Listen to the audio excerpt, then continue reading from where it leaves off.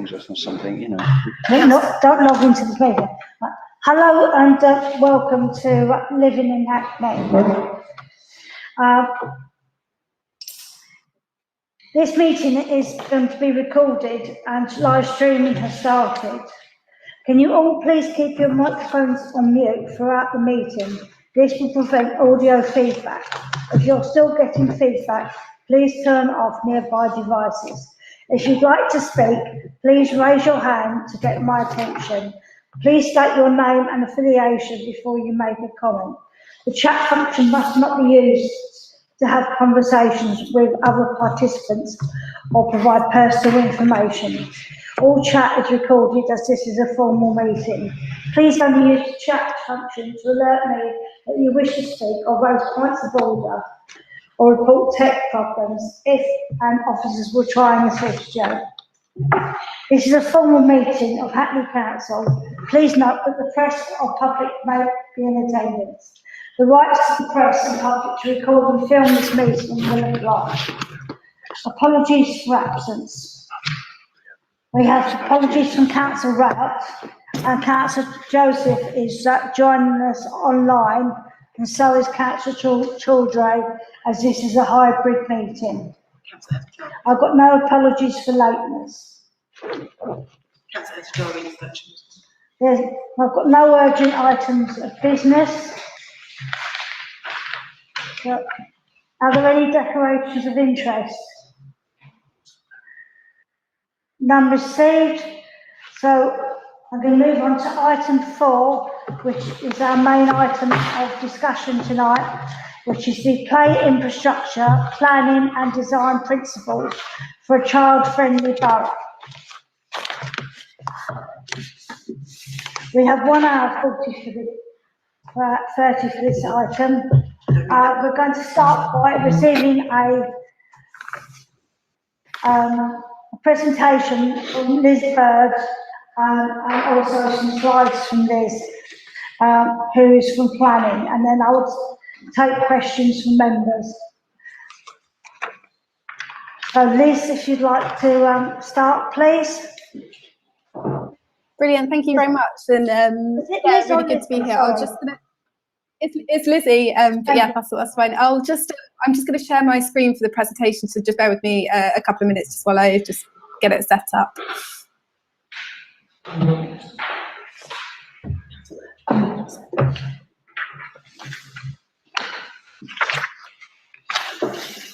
I don't have any screen. So I've got 2.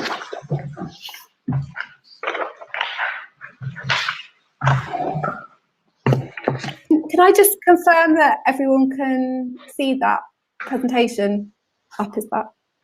Yes. Can everyone? Yeah. Yes, yeah. I can see that. We've also got a hard copy. Yep. Brilliant. Thank you very much. So yeah, I'm just going to start by giving an overview of the work that our team strategic planning has been working on over the past sort of 18 months since autumn 2019. We've been working on Hackney's child-friendly places guidance for the borough, and this links to the child-friendly borough agenda. I'm going to start by giving an overview of the sort of development of Hackney's child-friendly places supplementary planning document, which was approved for adoption last month at Cabinet.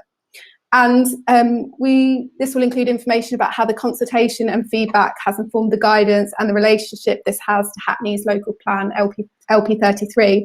I'll speak for around 10 minutes and then open up to questions. And then just later on in this session, Steve Platt from Housing Services will cover play infrastructure on housing estates, and Ken Rorison will focus on design principles for play in regeneration.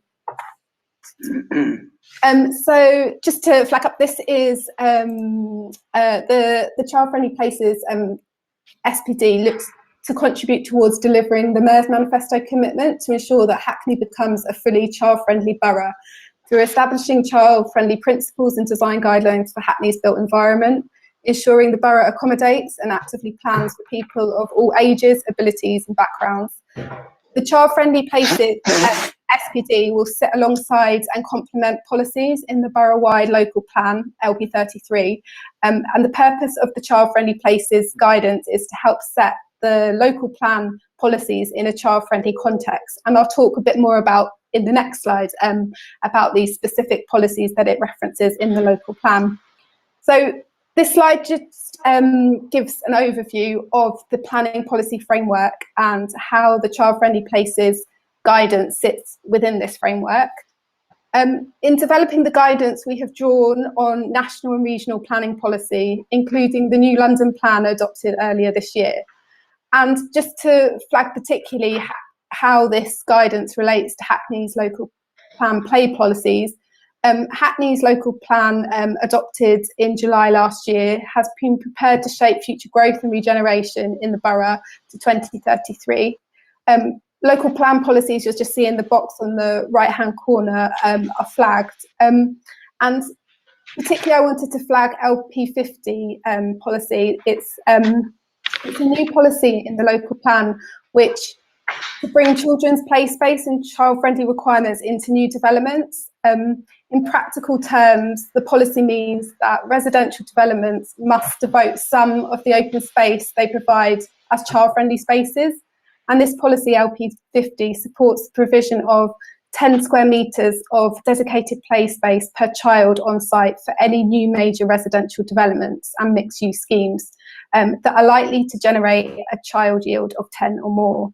Moreover, the practical design requirements encourage play spaces that are suitable for a diverse range of children and young people. This policy, as well as other policies related to the public realm, is further developed in greater detail in the Child-Friendly Places SPD. And I just wanted to set out what the key elements of the Child-Friendly Places SPD is, and just to give a bit of an overview about the document, and then I'll set out a little bit more about the process of how we've developed it. So we have 6 key parts in the document, and the 6 chapters provide guidance around the child-friendly principles, provides design guidance and case studies of best practice to help shape healthier and more inclusive environments for existing and future residents. And the SPD was informed following findings from the Hackney Young Futures Commission report in 2020 and engagement work with Hackney Youth Parliament. And just to flag up what these 8 child-friendly design principles are that are a key part of this guidance document. The child-friendly principles are Hackney specific. They're a direct outcome of a series of engagement workshops held with members of Hackney Youth Parliament and delivered by ZZD Architects. The project was run over 2 sessions with members of the Youth Parliament, and council members were also in attendance. The workshops aimed to equip local young people with the confidence, knowledge and skills to recognise child-friendly design principles so that they could in the future lead on facilitating youth engagement, ensuring that young people's needs and views are essential in policy making and shaping the built environment. The first session focused on skills building with the group, and the second session focused on looking at individual lived experiences with the Youth Parliament members, looking at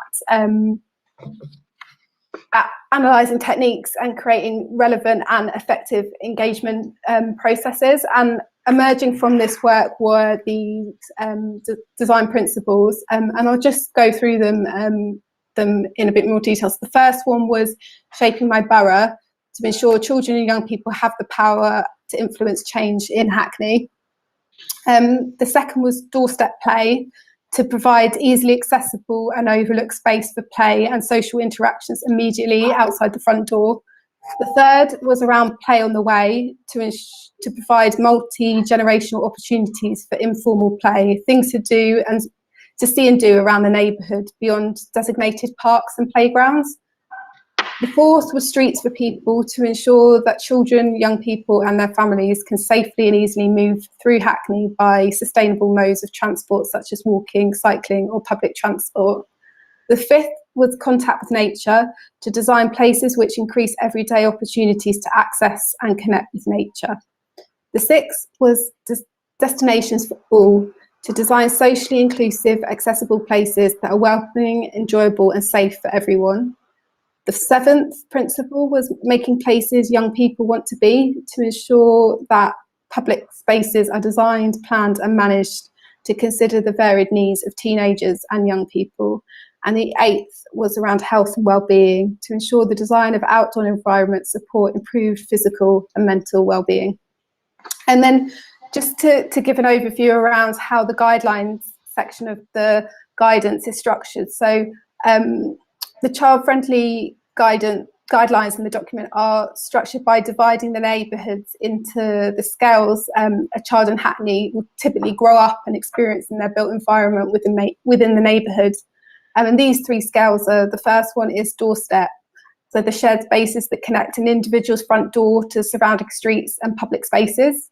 The streets, which is the network of routes that children and young people and their families use to move between their home and destinations within their neighbourhood.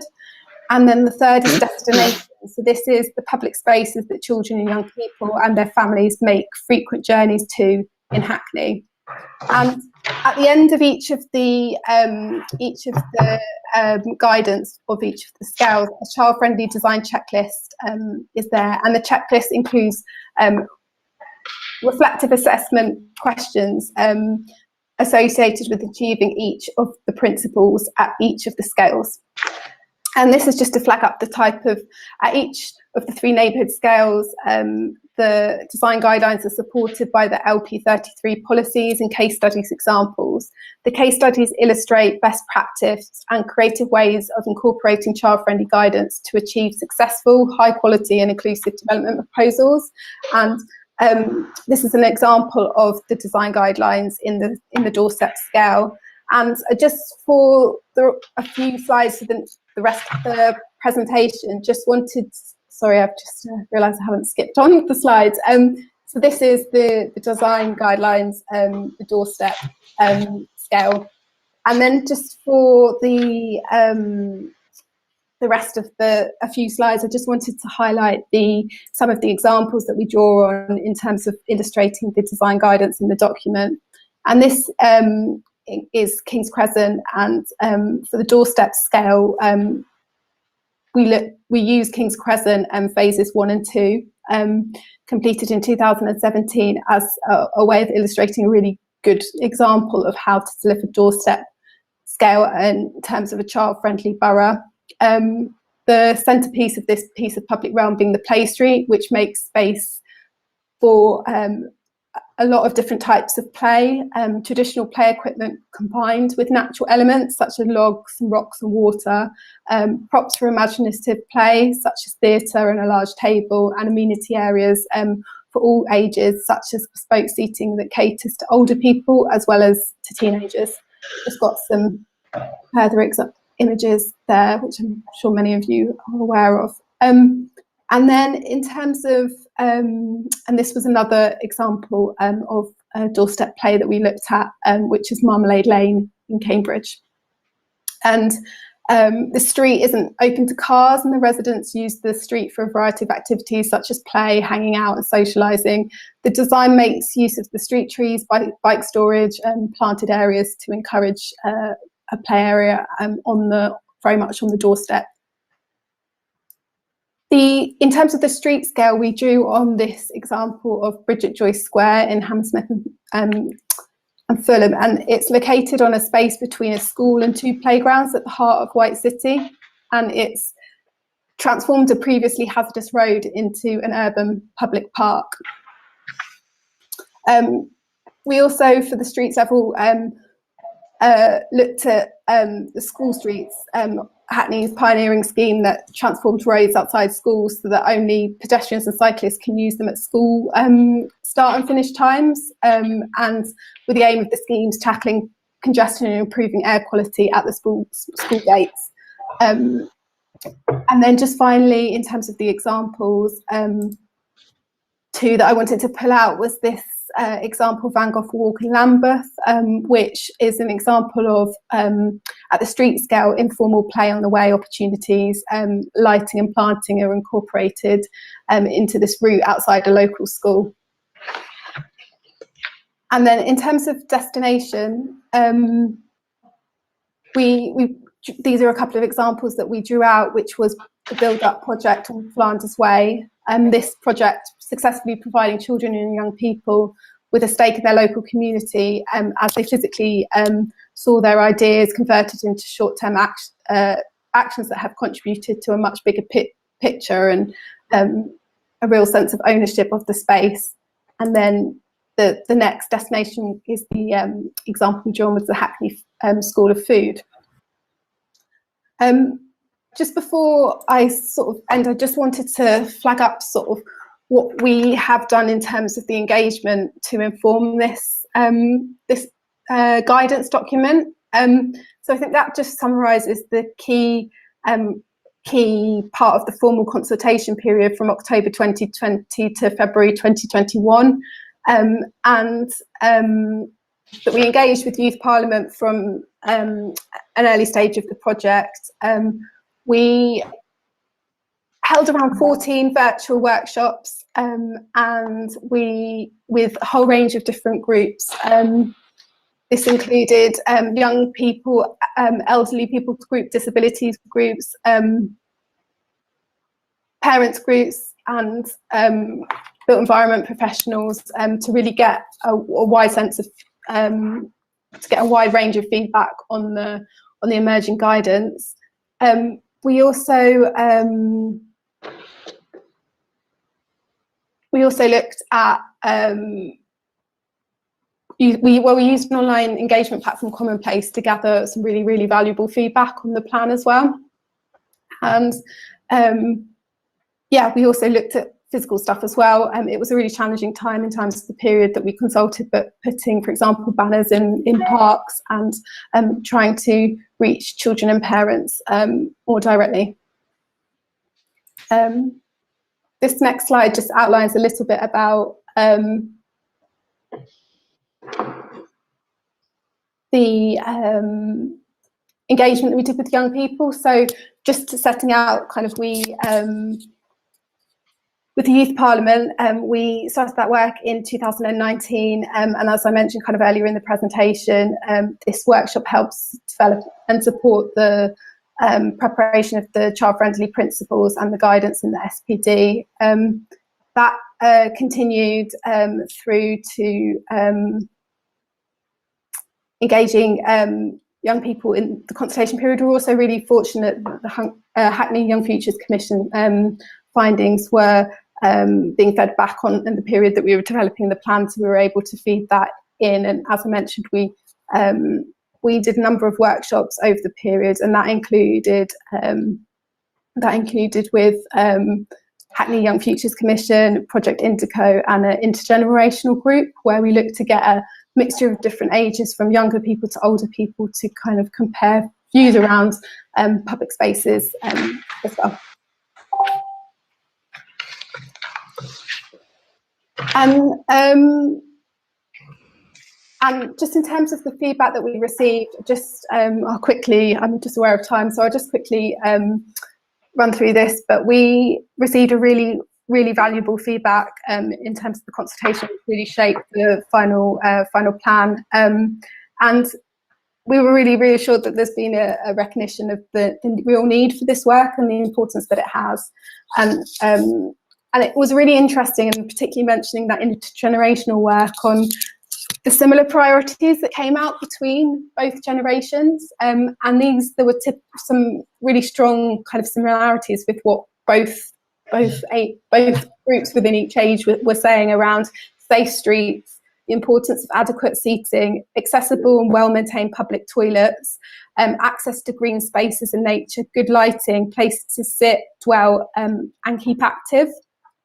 And also, as part of the feedback we received, we have updated the principle from people before cars to streets for people to reflect the kind of people focus thing rather than the car element, and greater focus on teenage years, which we incorporated into the plan, and also that we made greater reference and expanded on the local plan policy and local S4, which was in the newly adopted local plan, and London plan, sorry, and then local plan LP 50 for play provision as well. So just drawing out that kind of policy context that I set out at the start in a bit clearer way into the plan. And yeah, this is just in terms of the delivery and implementation. I'm just aware of time, so I'm going to skip on just to the final slide, which is a slide which really looks at the next steps. And this is a summary of a slightly more detailed table that's in the draft plan. And these tables set out the projects we're looking to develop to deliver the principles set out in the child-friendly SPD. And the Child-Friendly Places SPD seeks to ensure that new development and existing places consider child-friendly design guidance at every stage in the planning and design process. And both tables, the one on the left, gives examples where planning will look to deliver projects which can directly deliver the aims of the child-friendly SPD. For example, for planning, we're looking at updating our statement of community involvement, setting out clear guidance for how to engage young people in shaping their borough. We're also exploring the opportunity of establishing Hackney Young Place Advisors in line with the ask that was set out in the Hackney Young Futures Commission for Planning and Regeneration. We also want to make sure that we continue to work with other service areas, particularly those listed in the table on the right, and as we work towards the child-friendly borough and this guidance document really being used. And I'll stop there. Sorry, I've run a little bit over, but I'll just stop sharing my screen. Thank you. Right, thank you very much. I've got Councillor Woodley, who's the cabinet member responsible, who wants to come in. So, Erin. Thank you, Chair. Yeah, I'm responsible for leading on this alongside Deputy Sorry, Mayor. Councillor Woodley, it's difficult to hear you. Yes, can you hear me now? Can you hear her? I can hear her, yeah, good more. Okay, sorry. Cool. Would you want that speaker to be nearer you? Is it? Oh. Sorry. Just lift it over. Shall I continue? Yeah, hold on. I could hear you, Lizzie. Yeah, I can hear you too, but I don't know if it's maybe an issue in town. Sorry, we had some technical issues, but I can hear you now. Oh, fantastic. Okay. Really just to say that, yeah, myself and Deputy Mayor Bramble have been leading on this work, and I think it's important to flag that we have described this work as moving towards a child-friendly borough. The focus is very much on the public realm, as many people will have noted, and whilst there's a long way to go in terms of delivering now and implementing this good work, I think it has begun a train of work around making Hackney a truly child-friendly borough, and it sort of indicated ways and steps towards that, which I think are really interesting. And if I kind of put particular stress maybe on the principle 6 around social inclusion and accessibility, I think there's an area of work that I particularly want to focus on that. Lizzie touched on some of the difficulties with engagement. I think through COVID, a lot of children and young people's voices were not heard in the way we would have liked, but there's a lot of work going into rebuilding our pupil forums now and pupil voice, particularly around SEND. And that's an area of work that I really want to focus on as we kind of develop this. And I think the other thing to say is that not only in terms of development, but lots of people have talked about how we're retrofitting our estates, how are we going to make some of this stuff feel real. And I think there is quite a lot of opportunity, not only in our streets and in our destinations, but actually on the doorstep, to do quite modest pieces of work that can transform. So I'm thinking about work that I've already seen taken up with these principles in mind, where, for example, a virgin estate has been transformed with a couple of items of play equipment, logs, stepping stones, a bench, the planting of trees, from a sort of a dead area that's for littering to a place of, you know, community ownership, where people feel they own it and they have begun to transform a place and take a step in the right direction. So I just wanted to acknowledge that we have not made Hackney a child-friendly borough yet, but we have made great steps toward making child-friendly places, that those places should be inclusive and accessible for all. We're looking through the lens from the perspective of some of our smallest people, but that should benefit every resident in Hackney. that there's a lot of work to do in delivery, but there are also lots and lots of opportunities. And I'm looking forward to working with residents groups, people forums, board members, everybody in this commission and across the other commissions as well, to try and make some of these things happen. Thank you, Councillor Woodley. For members that came in late, this part of the meeting discuss planning issues. The next two parts of the meeting I'll discuss Council's housing services and play and child-friendly borough and regeneration. So if you want to keep remarks to this presentation and about the planning aspects of it being a child-friendly borough. I've got Councillor Joseph and Councillor Gero next. So Councillor Joseph, would you like to turn your mic on, Councillor Joseph? She has. Thank you very much, Chair. Thank you. Can't hear. We can't hear you. Oh. Can you hear me? Yeah, can hear you now. No, you've gone again. Can you hear me all right? Yes. Yeah. You keep coming in and out, Councillor Joseph. Are you able to hear me? Yes. Yeah. Try making a statement. Can you hear me? Yeah. Yes, we can hear you, Councillor Joseph. We can hear you, Councillor Joseph. Try speaking now.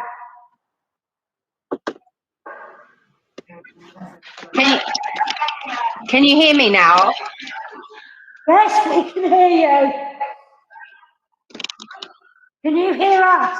Oh, okay.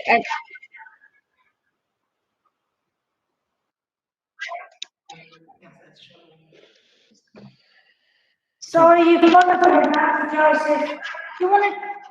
Okay. Okay.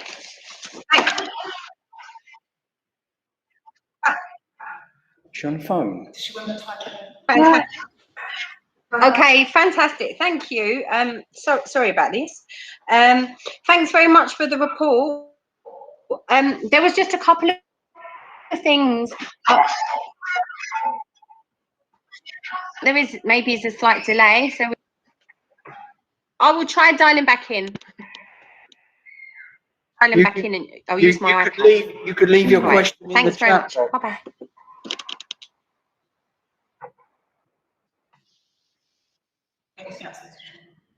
I'll call Councillor Gerald or Councillor Joseph is trying to sort out our IT problems. Councillor Gerald? Thank you, Chair. Thank you, Lizzie, and thank you, Councillor Woodley. I think for me, it was just in respect of the social inclusion element. I don't want to go too far into things. I grew up on Woodbury Down. Abundance of greenery is something that's been replicated in the new build. And I think of particular concern to me is regeneration, particularly where there is a large elements of, or the introduction of private ownership.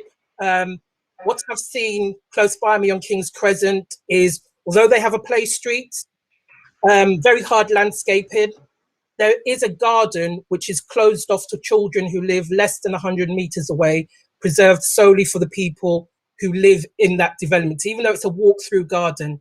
And I'd like to feel that within this kind of planning, the SPD, things like that will no longer occur in terms of moving forwards. So I just need some assurances, really, Lizzie. Yeah, no, definitely. And that has been something that was really at the forefront of our mind when developing this guidance, and it is something that has come up by both people living in Hackney and then also like design professionals about like what about providing kind of clear guidance, which we've looked to do in the SPD about not creating spaces which are segregated, and that comes down to some of the details around when about access, about ensuring that there aren't fences and barriers put up for not obvious reasons, and we provide further guidance in the SPT around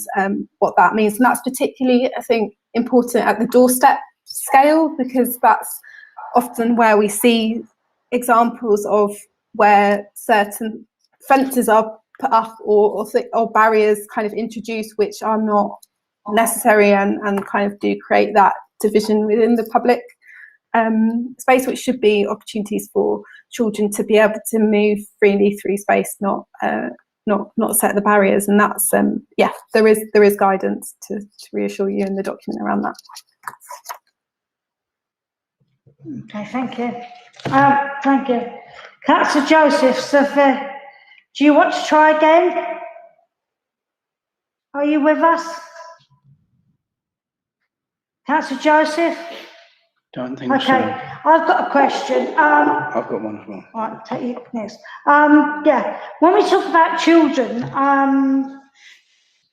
certainly in most people's mind, we tend to think of younger children and we talk about play, but one of the age groups I think that are most neglected in many senses is older children or young people, teenagers, who also need their own space to socialise and to gather. And we're really good at this borough for younger children. I think some of the play spaces for under 10s or even under 12s are brilliant, but I do think there's a lack of spaces for teenagers, and they often get where they do hang out, it's often places where it disturbs other people, residents, and they're moved on, or they inhabit spaces that younger children use and then they take them over, and then younger children don't want to use them or can't use them because they're used by teenagers. I do think that when we talk about child-friendly places, we ought to think about our older young people as well, because if you look at health and trying to get them out of their houses and away from their game machines, if I'm perhaps generalising a bit, but having had three now young adults who spent a lot of time when they were younger in their bedrooms playing game machines, I do think we need to do something to get them out and about, and that child-friendly spaces ought to incorporate them as well, rather than just our younger children, where of course they do need child-friendly spaces on their doorsteps, so that parents can supervise or pet carers can supervise. It doesn't have to be spaces for the teenagers, doesn't necessarily have to be on their doorstep, but it should be in their neighbourhood or their facility so that they can socialise together. Thanks. I've got Councillor Rathbone next. Then you can answer both my question and his question together. Oh. And then I'll take Councillor Joseph if she's back online. Thank you, Chair. I am now. I'm back. Okay, well, I'll take you in a minute, Councillor Joseph. I did call you before I asked my question, but you weren't there. No worries, thank you. Okay. You can put your question in the chat if you want. So, Councillor Rathbone. Yep, okay. Yeah, thanks very much, Lizzie. I'm just a bit concerned about some of these things that you've been showing us.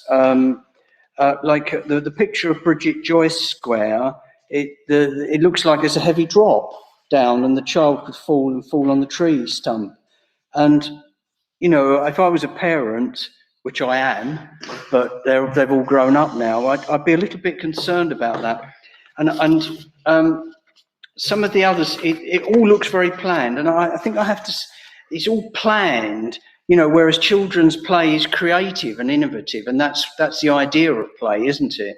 And that's why I like the school streets so much, because with the school streets, the children can chalk all over the pavement. I mean, I was there when the first school street opened in Glenarm Road, if you remember, years ago, and I was horrified to see children chalking on the pavement. And I said to the parents, you should stop doing that, stop them from doing that. Then I caught on what was going on. And, you know, it's school streets are wonderful because there's also parents involved in it and so on. And but they work very well, I think, in what I would call the Victorian Georgian style streets. I don't see much evidence of this. This is all about estates rather than streets as well. Streets, not school streets. Yeah, well, school streets and just ordinary streets.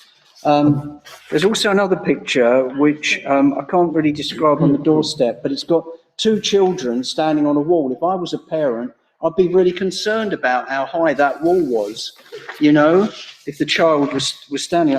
Maybe I'm being a bit fussy here, and this picture here, which I think is King's Crescent, it just looks like something nice for an architect, but it doesn't look very child friendly to me, you know. And I've been in many playgrounds with many children over the years, and you know, you see the kids, they play around on the grass verge. They don't actually go on the swing, or they like the traditional swing, and that's about the lot of it. The rest of the playground, like in Victoria Park, for instance, you can see elements of it are just never used, really.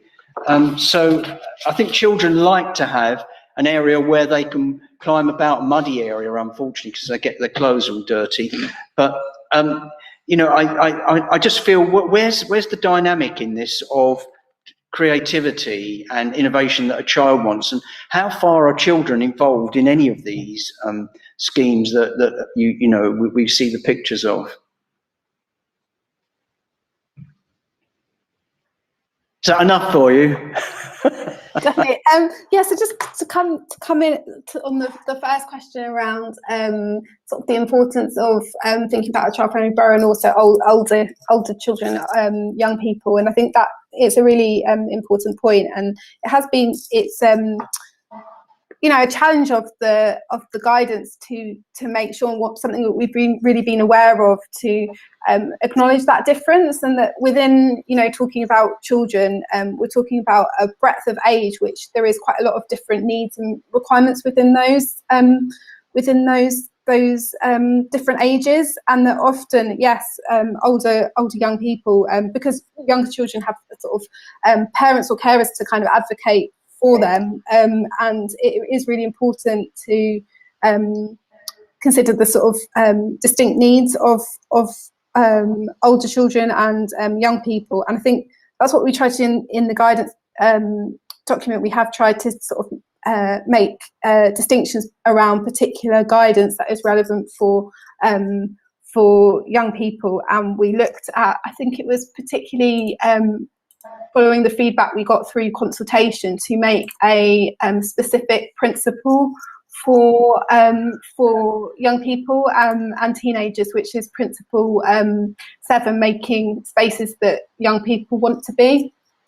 And that was in updating that principle as a sort of direct result of the feedback that we received, which was picking up on the points that had been raised around ensuring that the guidance isn't too young children focused, and that we need to consider that. And there's a great opportunity as well with engaging young people in the design process, as we've seen in a number of different examples, including Build at Hackney, for example, where young people can have a direct say. And then just Councillor Rathbone, your question around sort of some of the examples that are used, and sort of the sort of how kind of I wrote down the word sort of freedom, I guess, of how free are some of those examples. And I think it's a sort of it's a balance. I think one of the things that we were keen in the in sort of choosing the examples were that we looked for moving away from sort of typical what is maybe seen as typical play provision, or where, you know, that was that swings or a set park, and tried to find sort of creative examples which looked at doing things more creatively and adding that element of freedom to the public realm, and also to some extent risk as well, which did come up through the kind of consultation, the importance of young people having that sort of freedom and risk to explore the environment. I think that is what sort of school streets give the freedom to do, and I think it's getting that sort of balance right, I suppose. And I think you were also mentioning about how involved young people were in the sort of development of these schemes, and particularly King's President. And we've been quite careful in the examples that we've chosen to ensure that there has been sort of positive feedback from the engagement process and the outcome in terms of what that does for the children that kind of are living there or using that space as well. But okay, Councillor Joseph. So, Councillor Joseph. Thank you. Go ahead and ask the question. Hi there. Thank you for the presentation. I thought it was really interesting, and I've got a couple of points to make, if I may. The first one was just thinking about space for children to play in, and obviously space being at such a premium in the borough. I just feel that we should really prioritise balconies, maybe more than we currently do. And I wondered if we might consider adapting policies that state that all new homes must have balconies, or even flats built in the, it's a bit fashionable now, but the streets in the sky kind of layout did really help for people living on higher floors to have play space where their parents could just check on them, and they could just be playing out in what is essentially a street with no motor vehicles on it anyway, because it's, you know, part of a block of flats. And so I just feel really that there are a lot of flats in the borough that don't have balconies, and I'm not sure how insistent we are that new builds do have them, because they do obviously provide a really precious little bit of outdoor space for families and children's friends to play with. So I'd be interested in your views on that. And another point I was wanting to make, if I may, was just about design standards. I'm not sure if this is the right time to bring it up or not, but just where areas are being regenerated, sometimes that process can go on for quite a long time, and you find residents are living with things like temporary traffic lights for some years. And I know in our area in Old Street, we've had temporary traffic lights for a couple of years now, and they've really reduced the amount of crossing time that pedestrians, and that includes children going to school, have to get across four lanes. That's gone down from 20 seconds to 8 seconds. And I just feel that when, you know, in terms of planning, when developers are coming here or they're wanting to make significant changes, when they're introducing things like temporary traffic lights, we've got to think about young people trying to cross the road with their families as well. I feel like that's quite an important issue. I'm not sure if it's maybe the relevant thing to bring it up. I've got a couple more, but I'll maybe leave it at that, and then if there's time, I could. Thank you. Brilliant, thank you, Councillor Joseph. Just to come back on, your first kind of question and point around the space, the balcony space, and I think we don't in the guidance have further detail around balconies, but what we do try to look at and stress in the guidance around the importance of, because we recognise in Hackney there's a range of, when we're talking about doorstep, that means a range of different types of homes. You know, it's not just homes on streets. It can be within flats, within a range of different layouts. And so the importance of sort of the space outside the front door to play has been kind of raised as important, and particularly where, you know, you may have sort of walkway or deck, or sort of making sure that is child friendly. We do provide some further guidance around that, because we recognise that is an important part of the space that children have as a reality. So yeah, there is further guidance in the document around that. Lizzie, could I just maybe add to that? Just add to your answer, and just to answer Councillor Joseph. Just to for clarity, actually, all new build apartments now, all new build homes have to have external space. So all the new build homes that we're currently delivering and regeneration will have a balcony. If they're not on the ground floor, in which case obviously it would be a ground floor space, but if they're on upper floors, they will all have balconies. They have to have. It's a regulation. So your desire for everyone to have a balcony is now being delivered. Sorry, Natalie, do you? Sure. Great. Can you clarify, is that private build as well as the new council build that has to have a balcony? It doesn't matter, regardless of who's delivering the housing, whether it's the council, whether it's a private developer, we all have to do the same thing, and we all have to provide external space. Yeah, just to add to that, Chair. So it's I think what we and Councillor Jones is probably already aware of this from Planning Committee. So we're talking about private amenity space here. So there's a requirement already built in through local plans, in particular the London plan, which requires a minimum amount of external private amenity space to be provided. And I think Lizzie is then kind of just taking it a step further and talking about kind of that, looking at options around more kind of public space. So yeah, that's really important in terms of access to the outdoor space, and particularly we've seen it more recent lockdowns and light of COVID and so on. I just wanted to add as well, Lizzie's obviously given very comprehensive answers throughout, and I just wanted to add about the social inclusion element that we have obviously a new local plan which we adopted last year, and that new local plan also builds in very robust policies around inclusive design.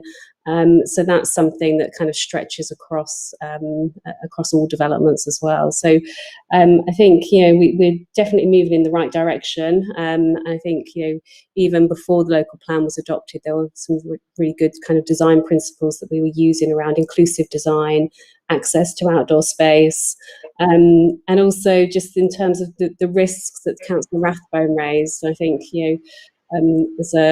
also having children, your heart often sinks when you look at them playing with equipment and play equipment, but that the importance of them being kind of challenged and having stimulated.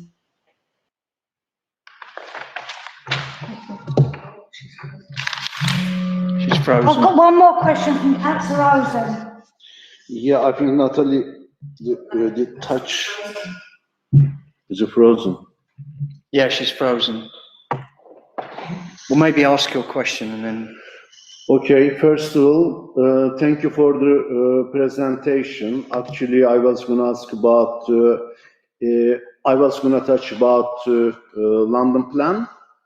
And then I was going to ask you guys, is there any area you see on London plan which is not great or not very helpful for us to deliver our child-friendly borough project and similar project?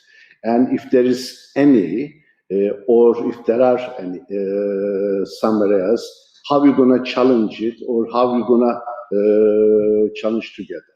Thank you. I mean, I can come in that.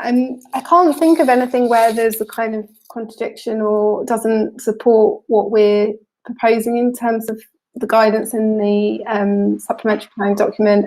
I guess we were quite fortunate with the development of Hackney, of the local plan, that it was kind of running alongside the update to the new London plan. So they are very well aligned in terms of the policies, particularly around sort of LP 50 in the child's play space, and the GLA, the Mayor of London, actually to support has kind of developed its own guidance on child-friendly design, which does actually draw on a lot of example use for Hackney. So I can't think of anything where there's a direct contradiction or issue with what's suggested in the London plan. I think it only acts as a support for both the policies in the local plan and also this guidance as well.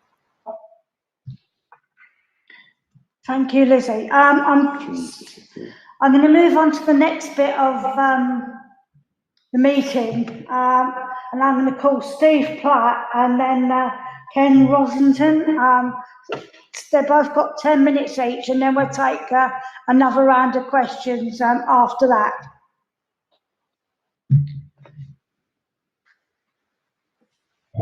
Hi there.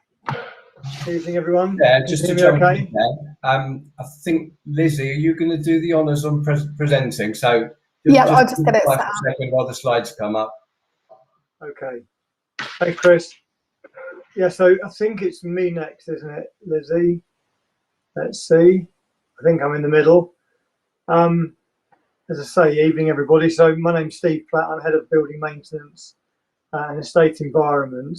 So my teams, in effect, manage our play areas across the borough and maintain them and repair them.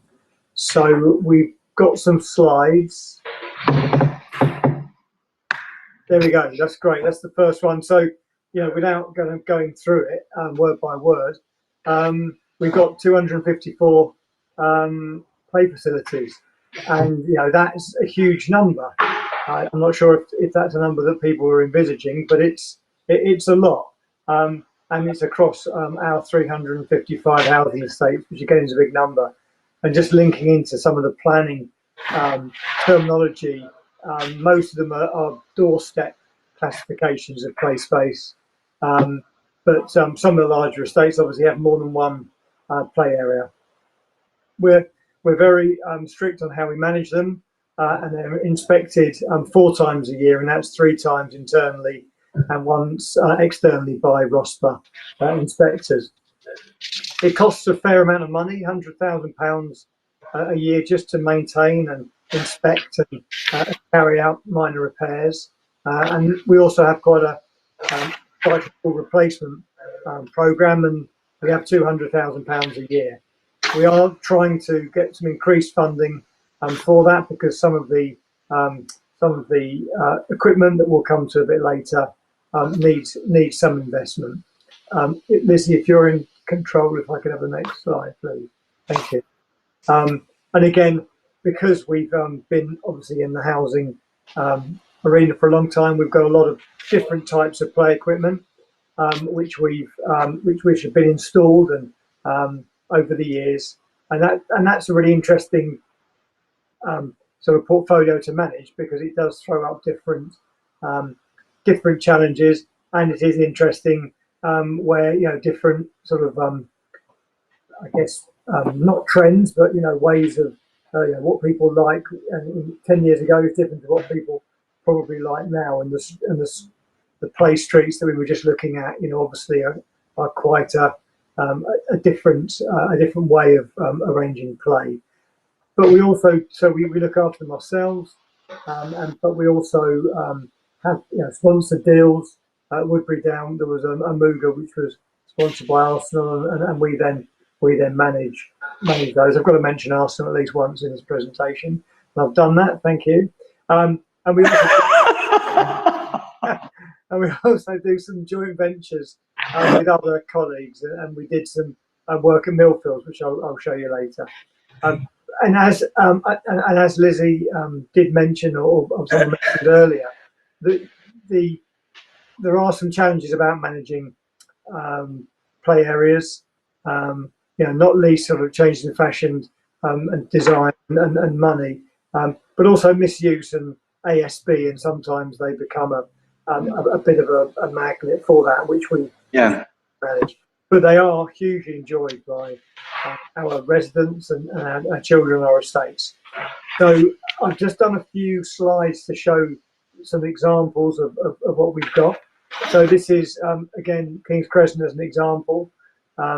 It's a hammock, but obviously you're going to get more than one child on there, and then hopefully a safe landing on the nice spongy base, and again nice planting around it as well. The next example is a nice additional roundabout. I think somebody says it's not you know, underestimate what simple play equipment is for children. So we've got simple equipment. The next one, I can't remember what comes next. Again, a trampoline and nicely sunken in the ground. So as and when they do fall off, they will fall off onto ground and not from 2 or 3 feet up from a trampoline, which would be difficult to play on safely. The next one, please. Again, just I think that's the kind of the younger equipment that we've mentioned that we're pretty good at providing, and I accept that it's a bit harder to start to work out what older children want, and maybe we're in the past concentrated on this age group, but they are well provided for. Next slide, please, Lizzie. So there was quite a push for timber equipment and natural materials in play, and this is quite an amazing sort of adventure piece of equipment. But as you can see on the right, there are failures in the timber, and they need to be managed and monitored and ultimately repaired. So that is an inherent issue with our timber equipment, but it's nice, it blends in, it's got lots of positive attributes. And I think the last slide is, this is a joint venture that we did with our colleagues in Parks, because obviously Parks have a large number of pieces of play equipment themselves, and they're subject to different pressures with higher numbers of people on them, and probably a bit harder wear and tear. But this area was an area which was a shared initiative between us and Parks. And again, it's quite simple. We've got starting to introduce logs, which you saw the kind of the rocks and other pieces of landscape on the play street, and we've got logs and we've got benches. I mean, this is an area actually which would be maybe an older kids could meet there and and sit on the benches and catch up. So that is, I believe, my very much whistle-stop tour of what we've got out there, what we maintain, and how we maintain it. And obviously, I'm happy if anybody's got any questions or observations.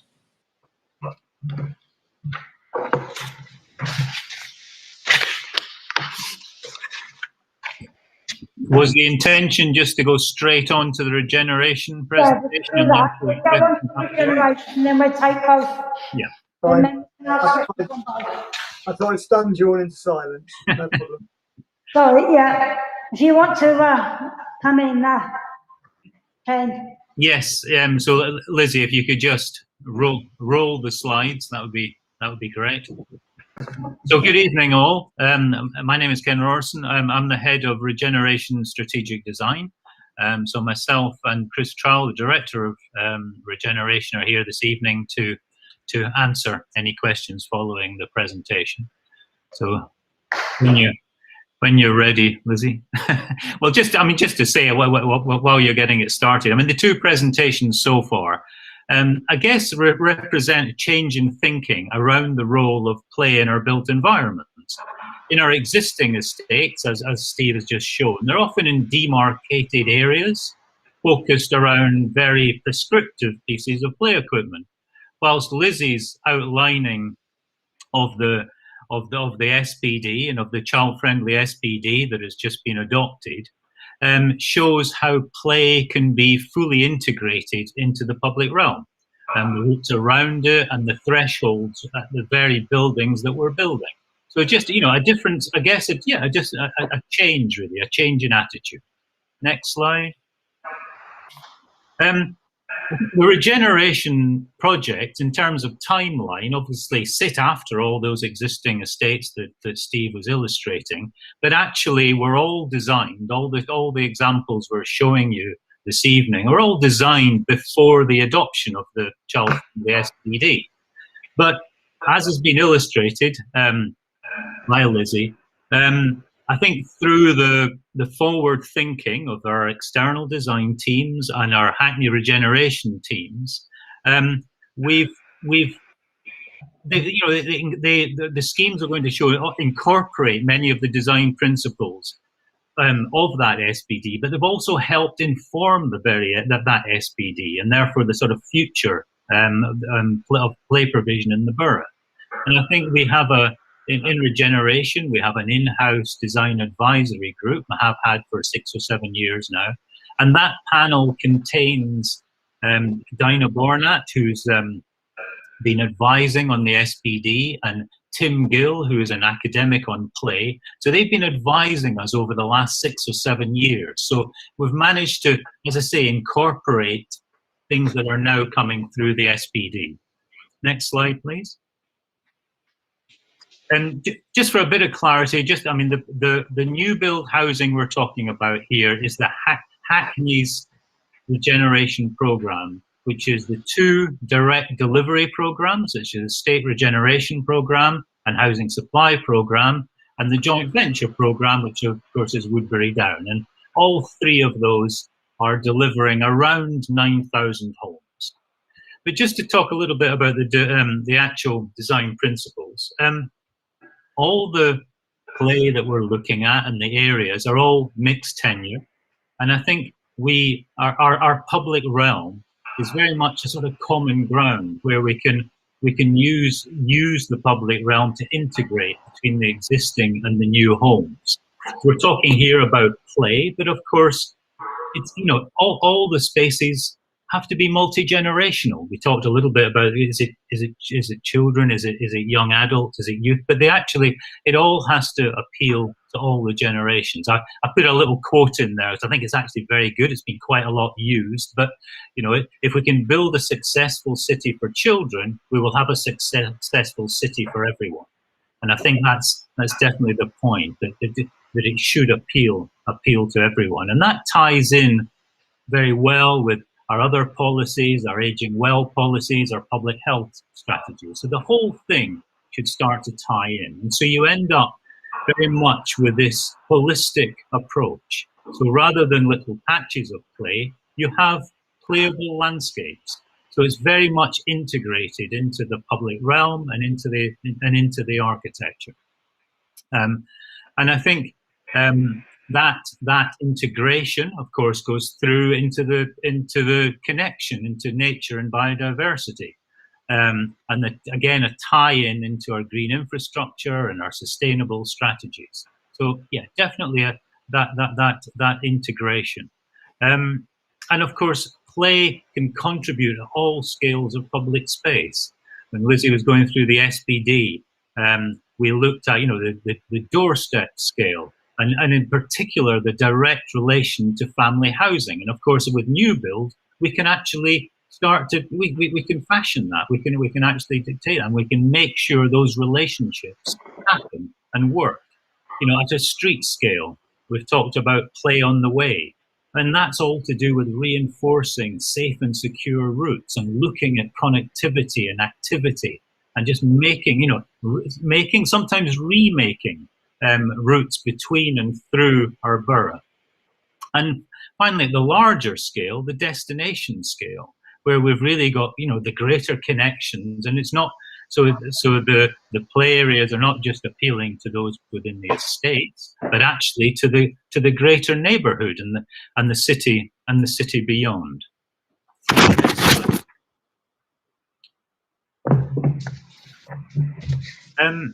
So in terms of all this, these very innovative approaches to play, in a way, don't come from nowhere. They're not just desktop exercises, but they come through the result of engagement through the design process, because the public realm offers us real opportunities for very meaningful engagement. And shared aspirations, one of the points where the new build housing can bring real and tangible benefits to existing residents. Here we've got a couple of images. This is King's Crescent. This is actually one of the members of the design team, who quite a while ago, but I believe he's dressed as a scarecrow. Why? I have to say I can't remember. But it was obviously part of the engagement. And the diagram on the right, which, don't worry, you're not meant to read all the text. It's very, very small. But what that is a summation. To scare the pigeons. Yeah, perhaps. what that diagram is the result of a whole series of engagement with children and the youth of the estate at Frampton Park, which were done in a series of walk with us, talk with us exercise, and not in a formal setting, but through a series of walks, learning about the spaces from the people that really know, and then feeding that back into the design process. Next slide, please. Steve's talked about the maintenance, and it's absolutely critical that what we produce is robust and maintainable. It can be innovative, but it also has to then be sustainable in the long term and be maintainable. And we do that really through very early engagement with our colleagues at Housing Services, through the gateway process that we have, which is our form of governance, which ensures early buy-in, and therefore, as we're bringing these designs through, making sure there's feasible maintenance and the ongoing asset management is all bought into at that stage. And we have a key document, which is the new build specification, which is an iterative thing. We're now on version 6 that we're currently working on, that allows us to feed back in all the lessons learned. And Housing Services, again, a key internal consultee to that. And with the new version 6, of course, we can now incorporate, have now incorporated, the child-friendly SPD. So that whole idea of looping back in and learning and looping back into what we're delivering. Next slide, please. Just so, I mean, how do all these principles and how do all these processes manifest themselves in Hackney's completed and sometimes emerging schemes? So in King's Crescent 1 and 2, Lizzie's covered it very well. She used all our good slides, so beat us to it really. But just to say, in terms of, just to add a little, I mean, the courtyards are all, well, the play generally is all tenure blind. Yes, it's interesting. I think it was Councillor Joseph brought up the fact that some of the courtyards are closed within phase 1 and 2, and that is right. They're all shared between all the tenures, but it's true they are closed. But we've learned, in a way, we've learned from that. I think that was quite an early scheme. It was a result of a very early master plan. But with King's Crescent, we have the opportunity with the second phase to then learn from that. Next slide, please. And so in the second phase, we can complete the play street that runs down through the middle of the estate and allows for a very good link in a way from the north of the estate to the south of the estate. But then bringing forward a public square that ties into that play street and is there and becomes more of a destination as well. So starts to appeal as people are using the route and as these routes start opening up and used by everyone through the estate. So drawing others in really and really making spaces that are multi-age group and spaces that are often where there's a Muga in the centre of the new public space in the new phase of King's Crescent that is designed not as in a way as a very rigid Muga, but one that can actually take a number of different activities and can change throughout the course of the day and be used by different age groups throughout the course of the day. So trying to get away from these very monofunctional spaces to more multifunctional spaces and trying to come up with a balance of the fabricated elements and the natural elements. So next slide, please. And so phase 3 and 4, just talking about that learning from one phase. It's quite a rare opportunity that to be able to learn from one and then actually enact it immediately south of the same site. And here we have the view, we have the play street, which was brought forward in the first phase, linking through with the public square brought forward in the second phase. And the talk about the courtyards now are far more free-flowing, where the existing buildings allow that to happen, because of course we're working with existing buildings on King's Crescent. But where that happens because of the access, they're now free, completely open to the public. So that's part of the learning through the 2 phases. Next slide, please. At Tower Court, we have very public courtyards. They form routes all the way through the estate and actually tie back into the neighbourhood. But here we have the opportunity of doorstep play that you've already heard about through the SPD, but also taking a very functional requirement, and that's dealing with rainwater. And dealing with rainwater rather than dumping it straight into our drains is to actually slowly, through sustainable urban drainage schemes, actually soak into the ground. And what we do is to take that very functional requirement and then turn it into a play opportunity. So there's a series of play bridges across these urban drainage channels. So it's trying to take a very functional things, but actually, again, back to this whole idea of integration. So you're trying to knit the play into all our landscapes and into all our public realm. Next slide, please. Bridge. At Frampton Park, as I say, we talked a little bit about the consultation and engagement earlier, and what that resulted in was a whole series of different areas of very different characters responding to the way that the younger people on the estate already use the estate. So you're reinforcing in a way what's already there. The names, the yard, the island. The architect didn't make those up. They came from the younger people on the estate, and that's then used as a way of generating the new spaces. Next slide, please. At Woodbury Down. Now, at Woodbury Down, the photographs there are slightly more, more, I guess you would say, more conventional play equipment, but they're contained within areas that are completely integrated with the public realm and are all part of the route round the reservoirs. So they end up being pockets from that route. And, I'm sure any of you that have been there at a weekend and walked around, hugely popular and really becoming a destination place, a place that people will actually head to, and so appeals to a broad range. The little photograph on the left there, very much, a piece of landscape, quite a lot to do with the image of Woodbury Down, quite a lot to do with the marketing, but actually in time it becomes adopted and becomes actually part of play. Somebody clearly enjoying wading up knee deep in the water feature. Next slide, please.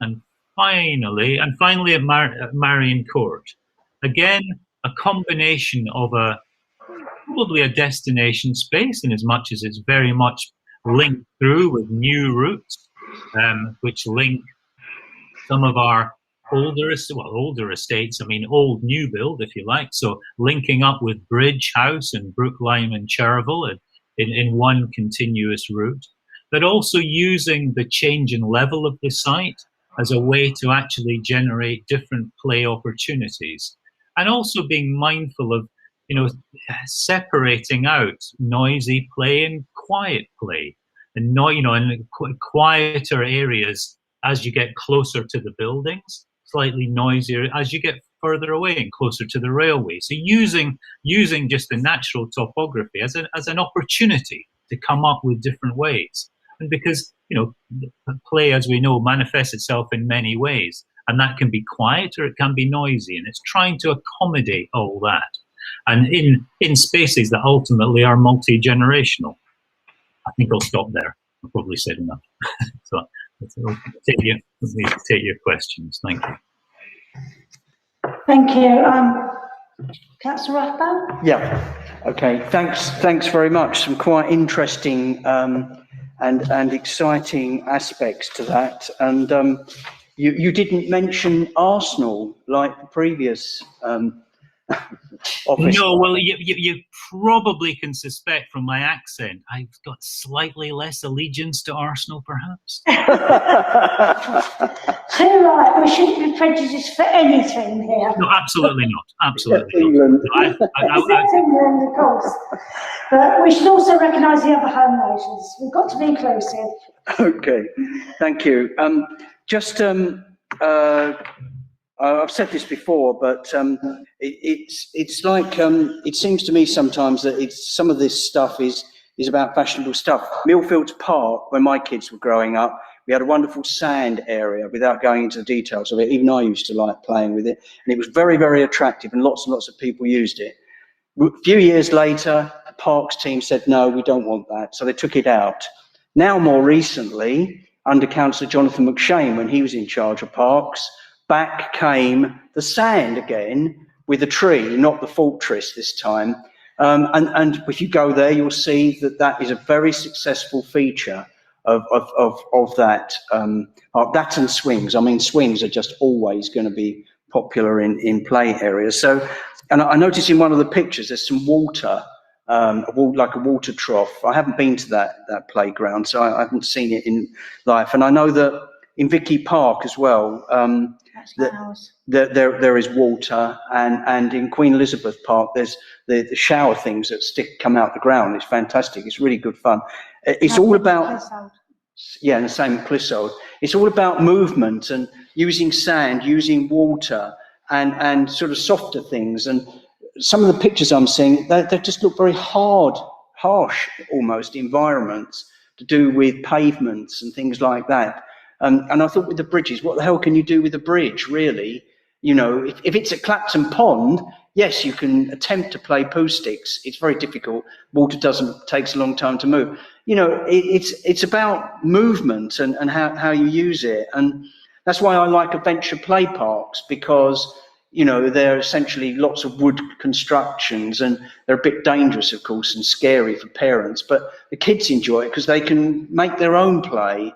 And I think that's some of this doesn't seem to be about children making their own play. It's about providing something that you can play on, rather than trying to make an area where children can do their own thing and not be, as it were constricted. So not a criticism. If you see what I mean, absolutely no, and I think it's all a balance, isn't it? Because you're right. Yeah. That on one hand, you could just, you know, have lots of, you know, not empty space, but just space where, yes, things can happen. And we do have that, slightly more difficult to illustrate, of course. Yes. But I think there's all, you know, and it is that balance between what's prescribed and what's allowed just to happen. But hopefully, I mean, the bridges, for instance, the illustration looks quite hard, but they're all very varied, and there's lots of opportunity for, you know, to actually just appropriate them in different ways. And, you know, you can get under some of them, you know, and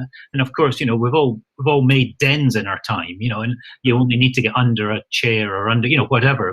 And so but it's true. I think we have to, you know, the amount of play area it is a prescribed area. It's part, you know, it's through the planning process. I'm sure, you know, Lizzie could say more about that.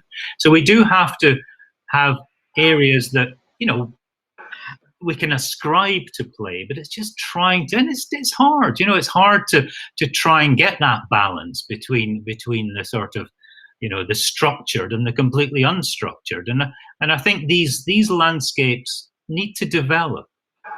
I think that's the thing. You'll never get it right on day one. And these things should develop, and they should be able to be appropriated and change, and things added to. And you can already see in King's Crescent things have changed a bit, and they grow, and things, you know, and a few things maybe will get taken out over time, and other things will be more popular, or they might be additive. And I think we shouldn't see it ever as cast in stone. It's just a starting point. Yeah. Then you should carry on from there. Yeah. Okay. I've got a question. I suppose it's more for Steve. Well, it's two questions. One's for Steve, and he said, what are we doing to put play equipment into estates where there isn't any play equipment? I can think of one estate, certainly in my ward. It's a small estate, but there's a big grass area in the middle, and you could probably do with some play equipment. And also, how are we talking to our partners, especially our housing association partners, about play on housing association estates? Because housing associations got approximately the same amount of properties in the borough as we have. And I think some of their play equipment is certainly dated and could do with upgrading and also a bit more imagination. I think some of the schemes that you've shown us look really great. Yeah. Yeah, I just wish they'd been around when my kids were young. I think my children, Councillor Rathbones, may have been in the playground at Millfields at the same time, but we didn't know each other then. But also, I'm glad to hear that we're learning in the sense that you're putting noisier play away from households. We had an unfortunate incident in my ward. We built a lovely, great playground that all the children love on Millfields Park, but some of the residents nearby weren't as enamoured by the noise from the children. Also, in my day job in another borough where I deal with antisocial behaviour, we do get complaints about noise from play areas, especially in the summer. So I'm glad we are thinking about the noise element and residents. So it'd really be good to think about not only updating play equipment, but actually put it in where there isn't play equipment, and also making sure that the play equipment meets the needs of all children, because I can think of estates where the play equipment's perhaps aimed at under fives and there's not much for the over fives. And I can answer those questions if you'd like. yeah. Yeah, sorry. So the two questions you asked was what happens when there isn't any? How are we putting that in? There are a couple of ways. We've got the Resident Estate Improvement Fund, which is an amount of money that we consult residents across the borough about proposals that they may want improvements made to their estate, and play equipment could be one of those suggestions. So that's one route. Another route is where we have a major refurbishment scheme on the estate, and whether the landscape is picked up in that major works, that's managed through kind of property and asset management. So those are ways of getting new equipment into estates. And I'd say the former, the reef, is probably most likely to do that. And then the second point is I don't know about housing associations. We've got 254 playgrounds that keep us quite busy. James Goddard, I know, liaises with housing associations in the borough. So I don't know if that would be a route that the members could maybe take to sort of challenge what they're doing and how they're doing it. But as I say, we just do tend to deal with the housing estates. Chair, so it's Chris Trowell here. Are you happy for me to pick up the housing association point? Yes, so just a couple of things there, Chair. In terms of new housing development brought forward by housing associations, then of course those partners will have to comply with the same planning rules, the same planning guidance as any other developer. And I'm sure for all the excellent examples that Ken has shown of directly delivered council schemes, there'll be equal and equivalent examples brought forward by housing associations. The real challenge is maintaining the existing estates, and I think Steve's given you just the sort of the dimensions that we've got there. So for every new play area we build, there'll be a dozen or more existing ones that have to be looked after. And frankly, I don't know the answer in terms of how we're engaging with our registered providers on upping the offer on their existing developments. What I'm happy to do is talk to our housing strategy colleagues, and I'll follow up with a written answer to the chair and the scrutiny committee, if that's okay. thank you. I've got Councillor Ajara and then I've got Councillor Joseph. Thank you, Chair. I can see Lizzie left the big reveal to Ken in respect of King's Crescent. I was very pleased to see that the second phase is going to incorporate more of, well, essentially incorporate the SPD in full. However, it's just going back to Ian's point, it does look like there's very little soft kind of landscaping and play areas within it, which is what we've already got on the kind of play street area. We've got 2 mounds of kind of astroturf, no real green area, real green area in terms of grass. There's some plants, that's nice, but I think there is a deficit of greenery in there. And I'm hoping within the second phase, although play equipment looks great, that's going to be incorporated into it. Being able to run around on the grass, to me, is a fundamental part of childhood.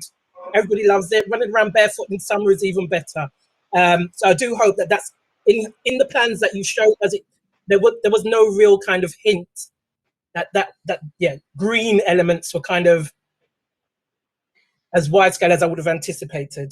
Well, I think in terms of planting, I think we're very aware that we could have there could have been more planting in phases 1 and 2. I think that was clear, and we've certainly upped the level of planting in the second phase.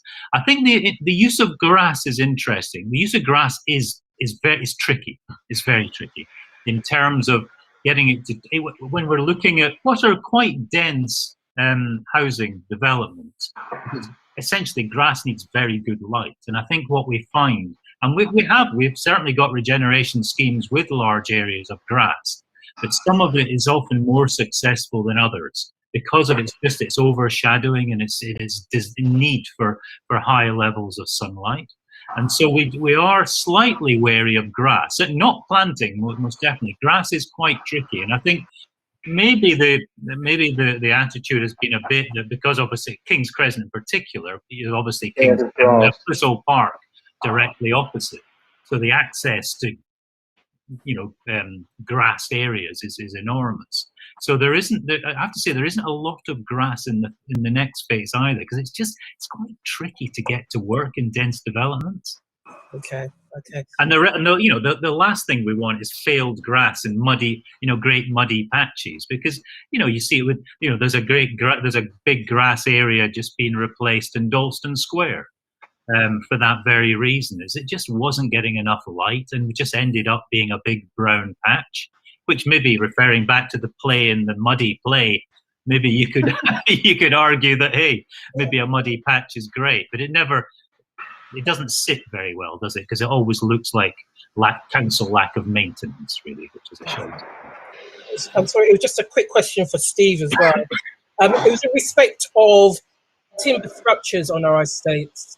The estate in Dalston had some queries in respect of that. They'd had some infrastructure which had obviously passed its sell-by date, and they were told they basically wanted a like-for-like replacement or repair, and they were advised that was impossible. As an authority, we no longer did that, and they had metal and hardboard climbing apparatus installed instead, and there were concerns about sustainability in respect of that approach. So I'd just like to know, of the providers that we use, is that something that's factored in? What, sustainability or using wood timber materials? Both. Are we going to continue that? Yeah, and also where we're replacing it with the metal and hardboard infrastructure, in terms of the environmental impact, what considerations have been made in respect to that? Yeah, I mean, I think on the latter point, it's been made on a more practical level, because we have found some quite serious problems with timber equipment that's gone in and for one reason or another hasn't lasted very long, and it's very expensive to replace. So on a practical level, as I say, we've got a limited amount of money to repair and to replace. Decisions have been made to move away from timber. I know it has been controversial, and I don't think anything is impossible.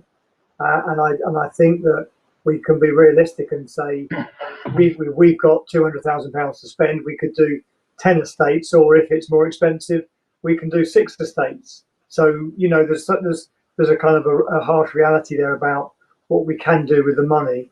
And then there's also the testing regime of timber equipment is quite expensive, and it's required so you can understand the inside of the timber and how its condition, because it's an unsafe piece of equipment if it's rotted internally, and we haven't known that. So I don't think anything is off the cards, and I think possibly some of the early timber equipment went in probably without people thinking about the treatment or how it can be preserved moving forward. So I would think there's probably some more modern options, and I'm sure we can look into those. Can I come in with something connected with this one?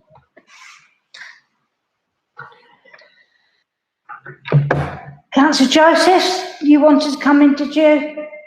Oh, yes, please, Chair. Thank you. Thanks. I wanted to give another vote to water and sand. I don't know if anyone on the call is familiar with Granary Square, which is a very popular area in King's Cross, where they have the fountains. Yes, Obviously, I know it. British weather. Yes, I know it. Yeah. You know it, yeah. It's very Yeah, it's popular. good. Children of all ages, I would say, from babies up to teenagers. Um, And obviously, they all do different things in the water. So I think it's really popular, probably quite inexpensive, I'm not sure. But they don't have the water on, obviously, all the time. It's sort of set hours throughout the summer. But just really fantastic for kids. And there's all kinds of creative ways they play with the water. So I do think water and sand is very like sensory, and there's so much children can do. So that, I would give another vote to including that where possible.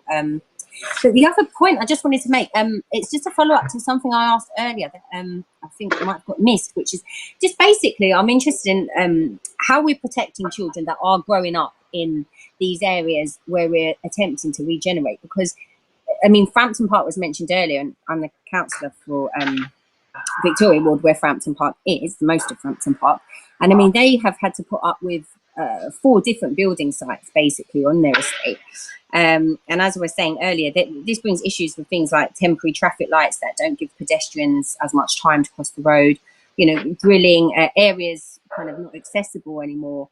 Obviously the end goal, you know, may be laudable, but how are we protecting those children's experiences? Because for some of them that's quite a significant part of their childhood, essentially being in 1 or 2 building sites. So I'd be interested in comments on that, please. And finally, I just wanted to mention very quickly, I mean, obviously the play streets, school streets and things like filtered permeability can work really well, but I do think we need to think about where that traffic is then pushed onto, because we do have a lot of children living on main roads as well.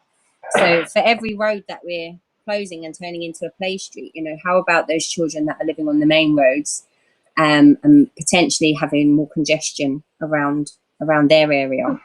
Those were just some points I wanted to raise. Thank you. I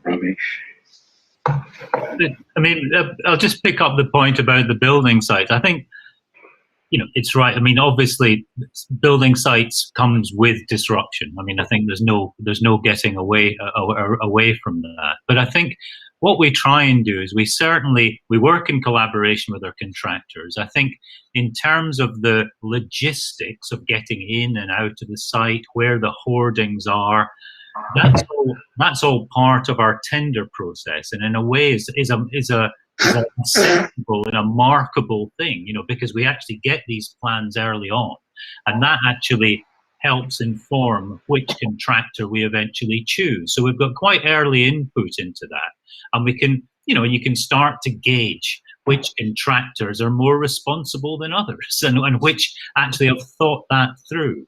But yes, I mean, any construction there will be some disruption, because things do have to be closed off, and it's just being mindful about it and trying and planning from an early point, and then informing everyone actually of what the change will be and how long that change is going to be enacted. Our sites tend not to be large enough that have, you know, traffic lights or all that stuff. You know, it tends to be a bit more. They're smaller. They're a bit more manageable than that, but undoubtedly, yes, they do have an effect, and I think it's just trying to communicate that well. I think is part of it, really. Okay. Councillor Rosen? That's okay, but I can add something about the timber equipment. We have timber. I can't hear you, your mask on. We have timber equipment in Haggerston Park, which has been there over 20 years and still in very good condition. It can be used by kids, teenagers, even people older when they do sport, which is really great. And I'm so happy that we have it in Haggerston Park, which is great. And so also it's environment friendly. Thank you. Okay, thank you, Councillor. I'll just ask the final question. I realise children's. Turn that one off, I think. I realise the children's supplementary planning guidance has only been in place for about 6 months, but I just wonder what the reaction is. And I think, did I hear correctly that there's a board or someone that oversees the planning applications to make sure that this part of their application is child friendly? I mean, how's it, obviously, because our planning officers aren't experts unless they've had training on child friendly boroughs. So how do we make sure that what comes forward represents what we really want for the borough? Yeah, I'll take that question. Yeah, just to confirm, so yeah, the guidance was adopted at the end of June, and we are exploring at the moment the opportunities for setting up a young Hackney Young Place Advisors Board, which would be a group potentially of young people that could help to guide development. We do have as part of the planning process a design review panel, and within that panel there are that design expertise that can feed in around the project, and we have sort of within our conservation and urban design team knowledge about skills. And obviously with Ken and his team, it's a lot of the examples that we kind of talked about in terms of really leading the way for the SPD have come from that team. So within in the council we have expertise, but then we are also fortunate with the relationships we have with other professionals outside and the boards. But we are looking to kind of formalise that input from young people, because I think within the particularly planning process that is a real opportunity and something to come out of this guidance, to formalise that input from young people into the planning process, and explore ways that can work through potentially a young place advisors model or something similar to that.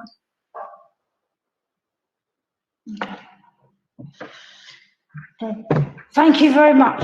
I want to ask another question. Quickly. Yeah, okay. That's a rough one. Yeah, sorry, actually it's in the chair's ward, the play area that she referred to earlier. But it is, unfortunately, that playground, which is on Millfields, on the edge of Millfields Park, is for me kind of an example of what can happen, simply because there is no proper consultation or engagement with the local TRA, or in that particular case, the TMO.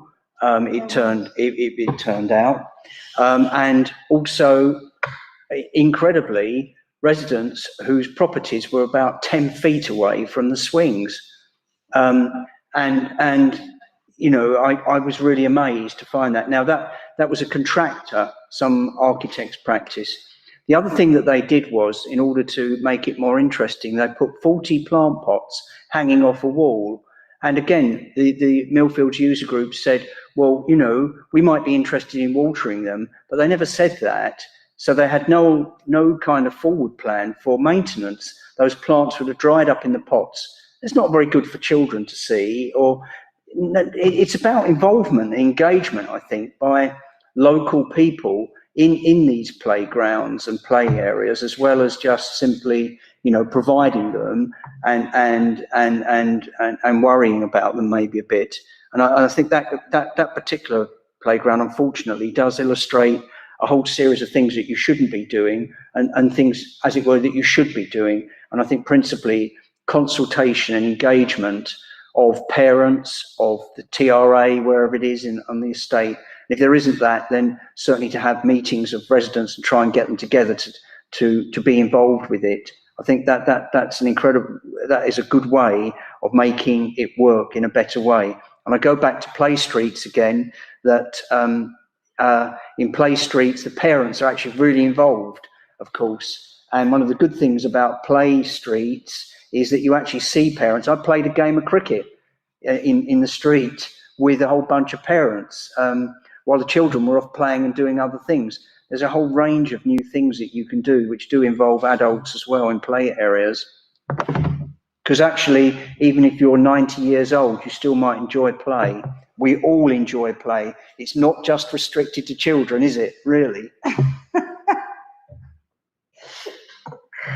I don't know who wants to pick up the broad points in that. Anybody? Have I won? Yes. Councillor Woodley. Councillor Woodley. I don't think I would be doing the Parks team a service if I didn't acknowledge that there was quite a lot of hard graft that went in over quite a long period of time to engage.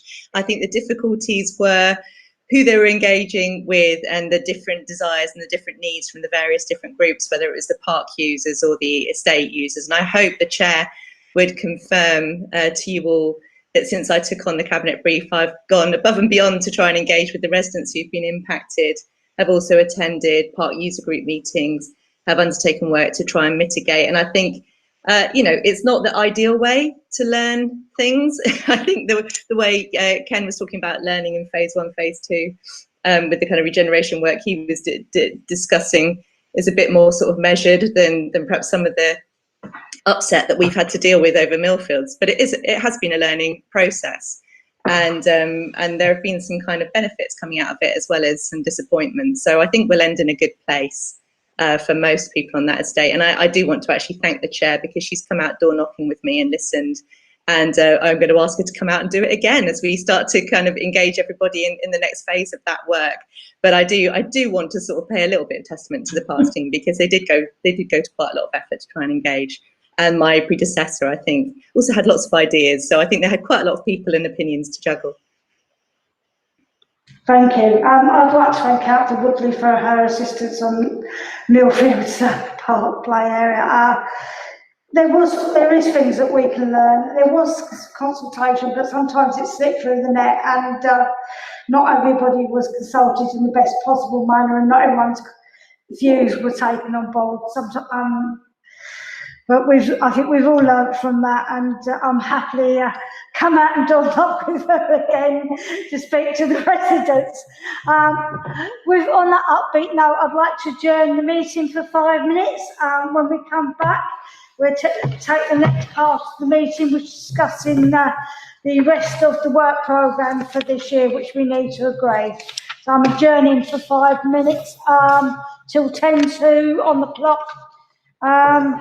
In the meeting room. Okay. We'll leave you to it. I'll leave you to it. Yeah.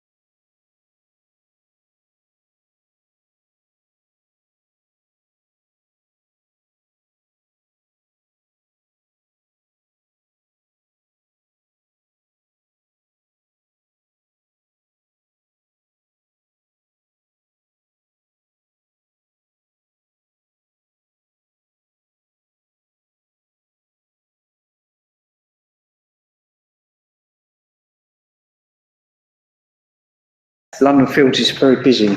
Yes. Right, thank you, everybody. We're now moving on to item 5, which should be the minutes of the previous meeting. But due to the short timescales between this meeting and the previous meeting, unfortunately the minutes are not available. They will be presented to our meeting on the 26th of October. So I can move on to item 6, which is the work programme for the rest of this year. Members should have had a chance to look at some of the suggestions in the minutes, so in the agenda.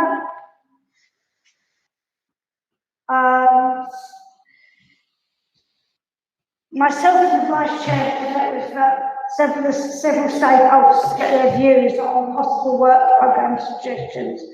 The list of the proposed work programme item is for discussion.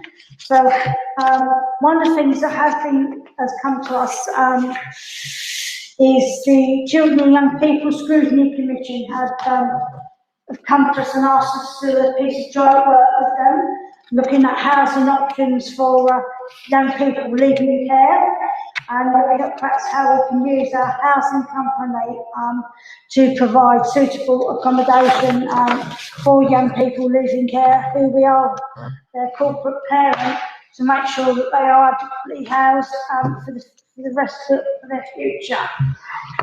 I'd like to suggest to members that we do this as a piece of joint work with Children's Scrutiny.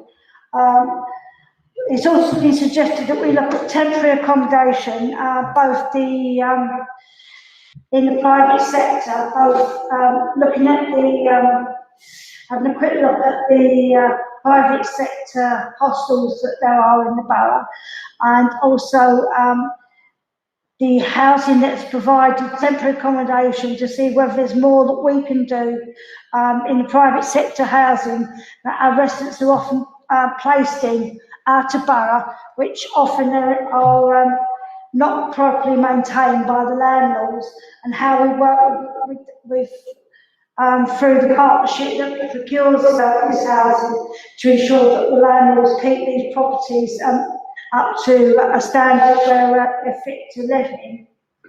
This would be a joint piece of work with other boroughs and maybe our regeneration and private sector team. We've been asked to look at the private sector housing licensing scheme, which has been running for a couple of years now, and to see whether we can whether there's evidence there for expanding the scheme across the borough. The scheme itself has been very successful in raising standards in the free wards in the private sector that they cover, and the other thing we've been asked to look at is the fire safety of our buildings, and to check the arrangements that Hackney has in place as a landlord. This is a landlord's responsibility, and we've been asked to check that we have the appropriate arrangements in place after Grenfell. I think it's important that we do this publicly so that we can assure both residents and tenants of the arrangements that we have in place. The big piece of work I'd like to commend to the Commission is on environment and public realm.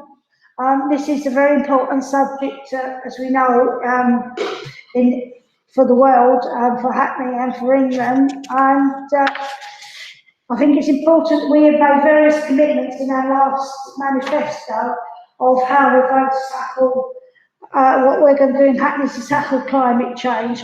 There's been a lot of work done already with encouraging recycling and work on low traffic neighbourhoods, but there's also lots of problems with climate change regarding buildings, and I'd like us to look at how the council works to meet its net zero targets in both retrofitting buildings and its planning policy for new builds in the borough, and to ensure that they're as green as possible. Also to look at housing too, and net zero on public buildings that the council owns. I know there's already been lots of work done on this, but it'd be good to look at what materials are being used, how buildings are being retrofitted and built, look at insulation and its efficiency, all towards achieving carbon net zero. And also the building processes, to see how buildings are going to be built and are they being built in the most efficient and neutral and carbon neutral way. Also to look at our planning policies to ensure that they meet our carbon net zero targets to sustainable development, and to consider how this net zero carbon works links in planning policy and achieving our commitments. It's been suggested that we look at a real live process of the rebuilding of part of Stoke Newington Town Hall, a new library as a case study.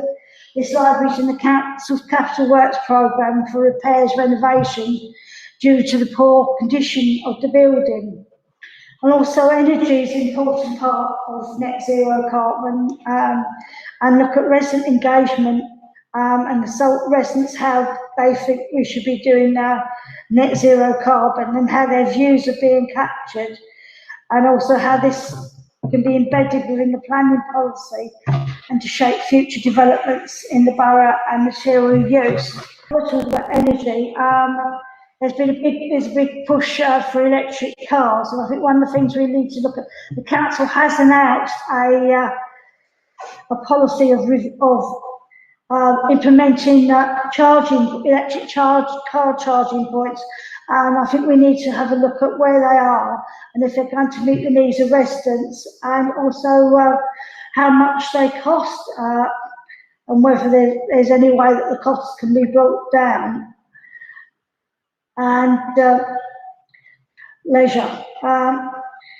It's been recommended that we look at the refurbishment of King's Hall Leisure Centre and how that's going to be done, and the cost of it, and what it will provide.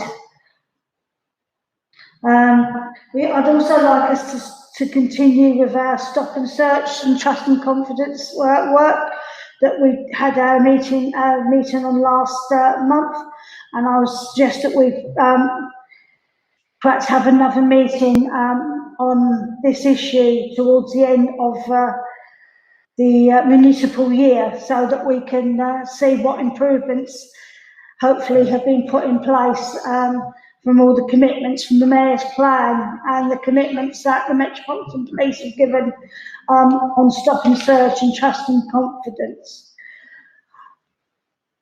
Has anybody got any questions?